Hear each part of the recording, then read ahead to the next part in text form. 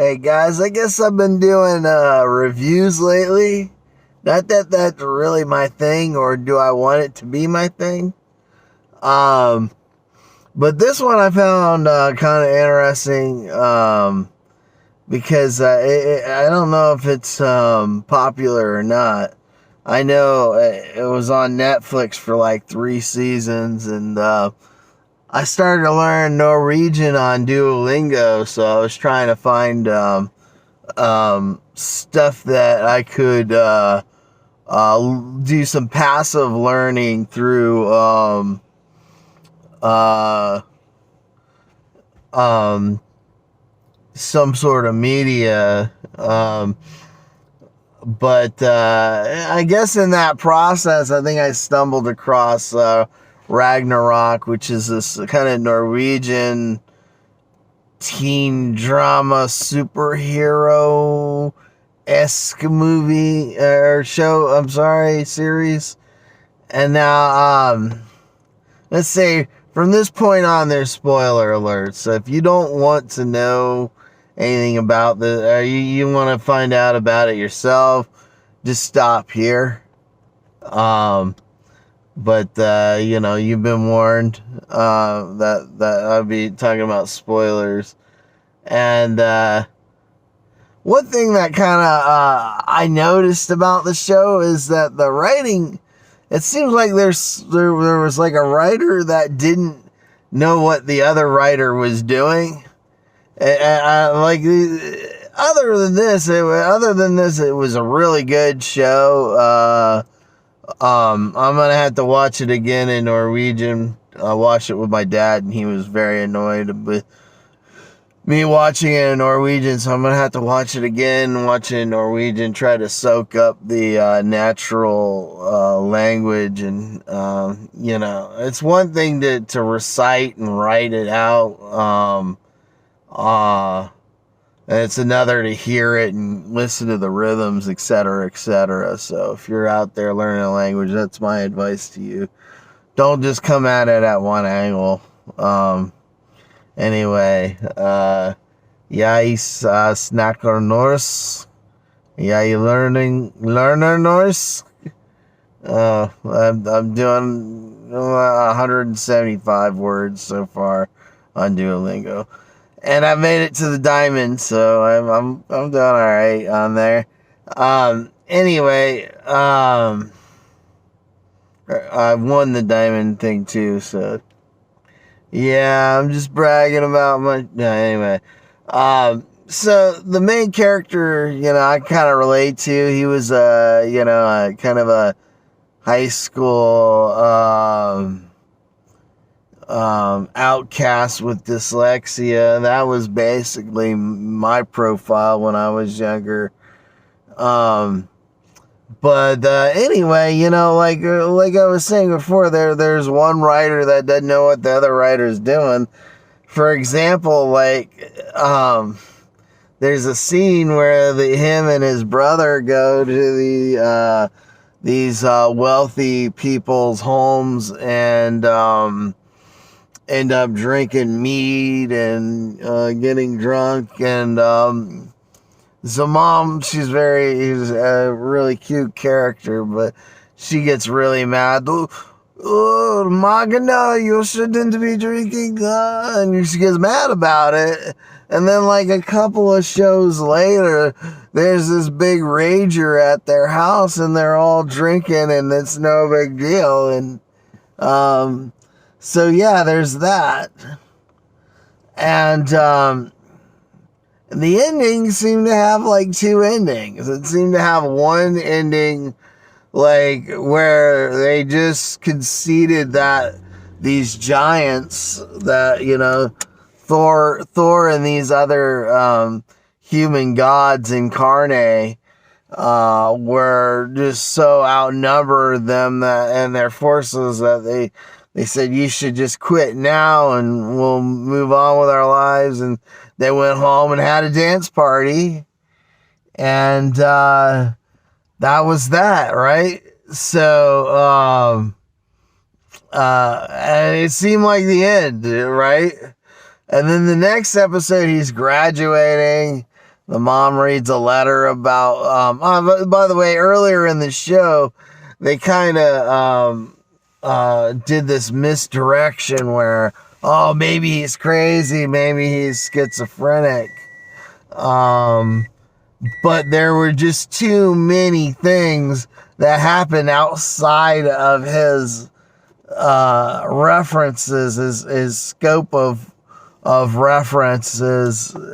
You know, like him just not being around that area for him to have made any of that stuff up. You know, I think one glaring example is that he killed a dog with his bare hands that was like a wolfhound, an Irish wolfhound, which wouldn't be, I mean, no matter, you know, that's like superhuman feat right there to kill an Irish wolfhound. Those are really big dogs meant for fighting off wolves. And he somehow killed the dog, and that's what triggered a sequence of events where he would be evaluated by a psychiatrist, and it just doesn't make sense that he was just crazy and killed the dog, and that and then there was all these other acts of malice by these other people that, you know, just couldn't be explained as him just strictly being schizophrenic. I mean, that being said, it was still pretty cool, and the way they edited it was kind of nice and profound. But it also could have been like their way of realizing that they couldn't do a Ragnarok battle, and they're like, oh, let's go back to the crazy thing, and they edited in like this imaginatory Ragnarok as he graduated, and it was a pretty touching scene, but I don't think it really made sense with the overwhelming sci-fi-ness of the show. You know what I mean? It's almost like as if Star Trek was suddenly in Picard's imagination, and it's like you're watching a show about a guy in a coma, and you're like, what? You know, it would be that almost that much of a 180 in my opinion, and I think that maybe there were some disagreements in the writers' room, and they just went with two endings. And that being said, I don't think the depiction of dyslexia is all that accurate. I mean, I wasn't the best writer and reader in high school. I think part of that was due to expectations of what I could do. But that being said,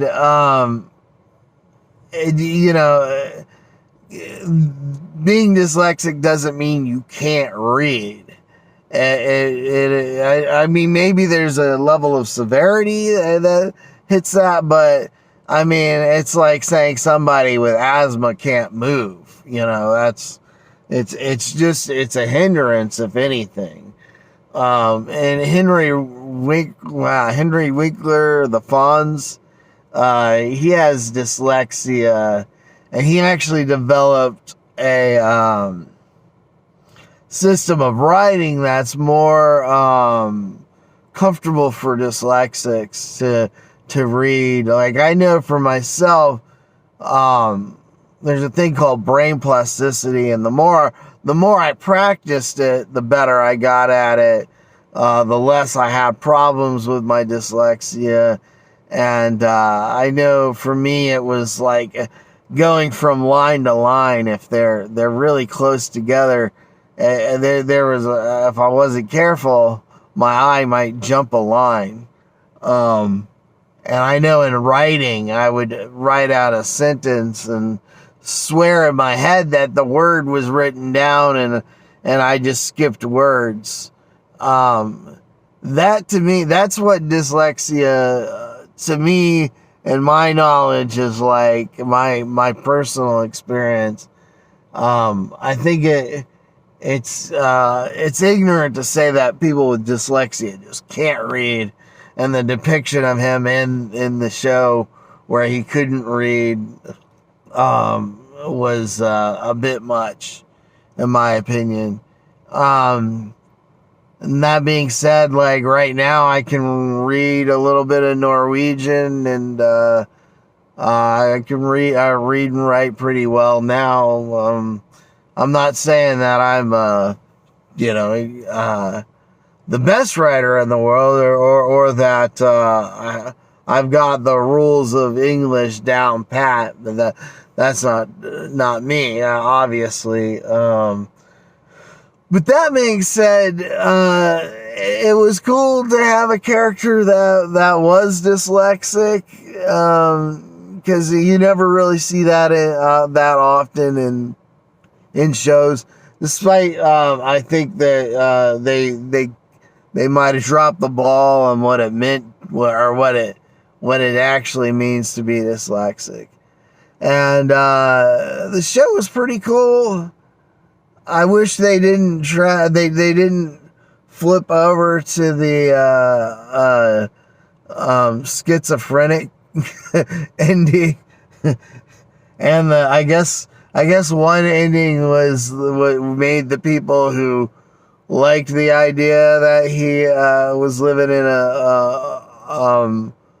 a hyperbolic world, or a world that's more fantastic than ours. And then one that maybe was more for the practical people out there. But yeah, I don't know. That's my opinion on the show. And who knows? Maybe I'll keep doing these. Nobody really cares or likes them, but I think that's true with other stuff I post. So. I'm just going to keep rocking in the free world. See you, boys and gals.